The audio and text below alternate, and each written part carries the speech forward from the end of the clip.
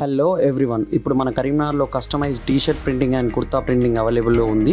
మన కరీంనగర్లో చూసినట్టయితే టవర్ దగ్గర ఉన్నటువంటి శ్రీ గ్రాఫిక్స్లో అన్ని టైప్స్ ఆఫ్ టీ-షర్ట్స్ పైన కానీ కుర్తా పైన కానీ స్పెషల్లీ కస్టమైజ్డ్ ప్రింటింగ్ అనేది అవైలబుల్లో ఉంది.